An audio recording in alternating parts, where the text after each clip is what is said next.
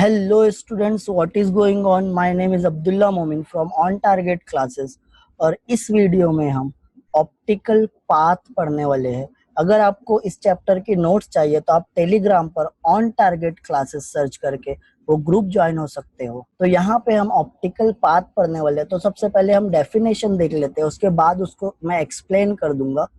तो optical path क्या होता है? तो optical path in a medium can be defined as the corresponding path in vacuum that the light travels in the same time as it takes in the given medium। तो एक medium में जब light travel करती है एक particular time में, suppose करते हैं 10 सेकंड में, तो वही 10 सेकंड में जो डिस्टेंस वो वैक्यूम में ट्रैवल करती है वो डिस्टेंस को हम ऑप्टिकल पाथ बोलते हैं। एक एग्जांपल ले लेते हैं।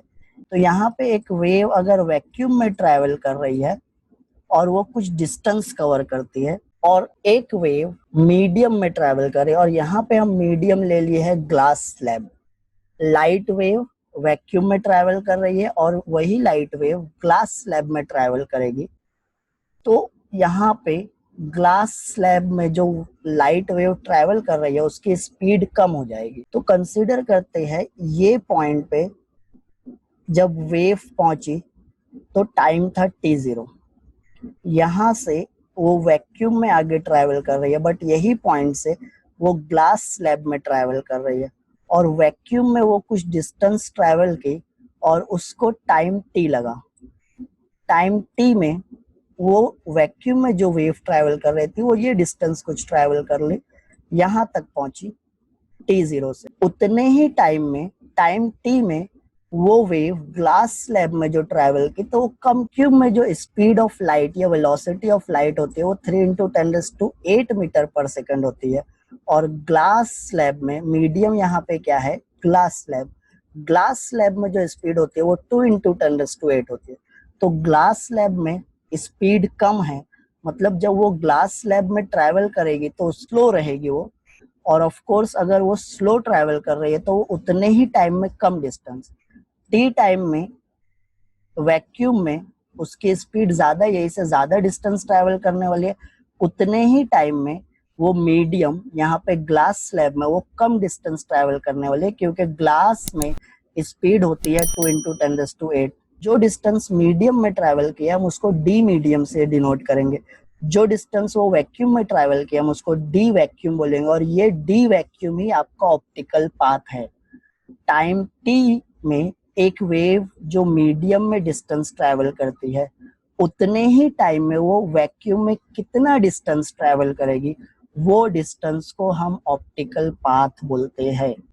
सपोज अगर ये जो डिस्टेंस है ये 10 सेकंड में ट्रैवल किया है, ग्लास में स्पीड कम थी, स्लो थी, तो कम डिस्टेंस ट्रैवल की रहेगी।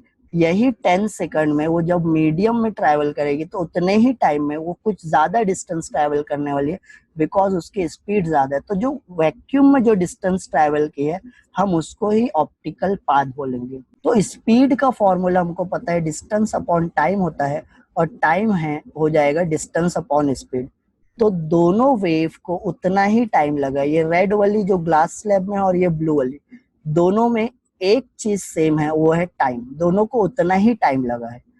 तो जो टाइम है वो डिस्टेंस अपॉन स्पीड हो जाएगा। मीडियम में जो डिस्टेंस ट्रैवल की है वो डी मीडियम, और उसकी स्पीड है वी मीडियम।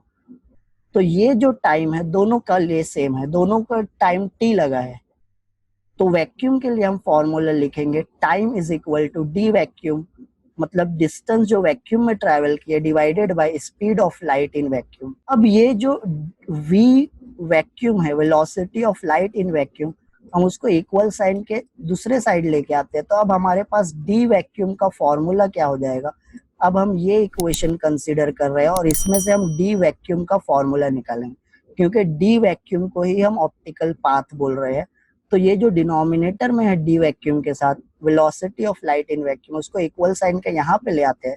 तो डी वैक्यूम क्या हो जाएगा, डी मीडियम और V vacuum upon V medium, मतलब velocity of light in vacuum upon velocity of light in medium. और ये जो फॉर्मूला होता है ये होता है एब्सोल्यूट रिफ्रैक्टिव इंडेक्स का फॉर्मूला।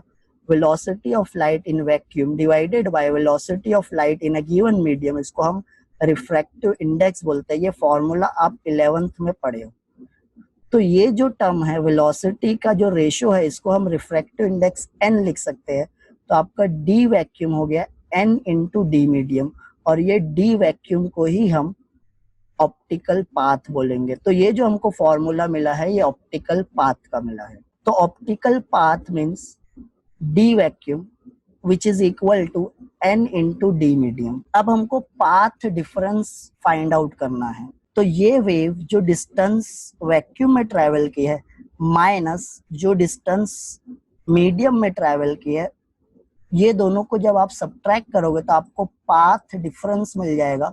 ये दोनों के पाथ में डिफरेंस क्या है, तो उसको फाइंड आउट करने के लिए हम D vacuum minus D medium करते हैं। और डी वैक्यूम का हमारे पास फॉर्मूला है n इंटू डी मीडियम। तो डी वैक्यूम की जगह हम n इंटू डी मीडियम रख दिए माइनस डी मीडियम। यहाँ पे डी मीडियम और डी मीडियम कॉमन ले लेते हैं, तो पाथ डिफरेंस हो जाएगा डी मीडियम ब्रैकेट में n माइनस 1। n यहाँ पे refractive index of the medium है। अब ऑप्टिकल पाथ का यूज हम यंग्स डबल स्लिट एक्सपेरिमेंट में जब करेंगे तो क्या होने वाला है वो समझ लेते हैं।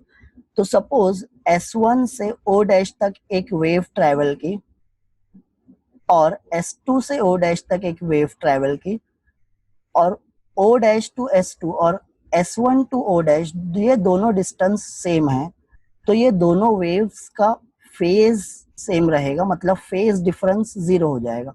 और जब फेज डिफरेंस 0 हो जाएगा तो आप सेंट्रल ब्राइट फ्रिंज मिलने वाली है, ये सेंट्रल में ब्राइट बैंड मिलने वाला है या ब्राइट फ्रिंजेस मिलने वाली है O डैश पे। अब अगर हम एक ग्लास स्लैब को रख देते हैं स्लिट S1 के सामने, अब जब मैं स्लिट S1 के सामने एक ग्लास स्लैब रख देता हूँ तो ये जो S1 से वेव आ रही है वो ग्लास स्लैब में से होते हुए आएगी, और जब वो O डैश पे पहुंचेगी तो इसका फेज कुछ चेंज हो जाएगा। और जब S2 से वो पहुंच रही है तो बीच में कोई मीडियम नहीं है, तो उसका फेज वही पहले के जैसा मिलने वाला, बट ग्लास स्लैब की वजह से S1 से जो रेज आ रही है उसका फेज क्या हो गया है, चेंज हो गया है। अब ये दोनों रेज में पाथ का डिफरेंस आ गया है, पाथ डिफरेंस हो गया है। तो जब पाथ डिफरेंस मिल गया है आपको, तो अब यहाँ पे आपको सेंट्रल ब्राइट बैंड नहीं मिलेगा। सेंट्रल ब्राइट बैंड आपका क्या होने वाला है, शिफ्ट हो जाएगा कहीं तो ऊपर। तो हो सकता है ये पॉइंट पे आपको सेंट्रल ब्राइट बैंड मिले। तो जब हम ऑप्टिकल पाथ का यूज करते हैं या एक ग्लास स्लैब को यंग्स डबल स्लिट एक्सपेरिमेंट में यूज करेंगे, तो अब जो वेव्स S1 से O डैश पे आ रही है और S2 से O डैश पे आ रही है, दोनों के फेज में या पाथ में कुछ डिफरेंस आ जाएगा और शिफ्ट हो जाता है सेंट्रल ब्राइट बैंड। पूरा की पूरा फ्रिंज पैटर्न आपका शिफ्ट होने वाला है। किसकी वजह से, ये ग्लास स्लैब को इंट्रोड्यूस करने की वजह से पाथ में कुछ डिफरेंस मिल रहा है। अब की वजह से आपका सेंट्रल ब्राइट फ्रिंज या इंटरफ्रेंस पैटर्न जो मिल रहा था, डार्क फ्रिंजेस और ब्राइट फ्रिंजेस, वो पूरा की पूरा इंटरफ्रेंस पैटर्न शिफ्ट हो जाएगा। ये है आपका ऑप्टिकल पाथ का use Young's double slit experiment में। तो आई होप तुमको ये समझ में आया रहेगा। आप ऑन टारगेट क्लासेस का ग्रुप ज्वाइन हो सकते हो टेलीग्राम पे, वहां पे आपको सब नोट्स मिल जाएगी। Thank you student, I will catch you next time.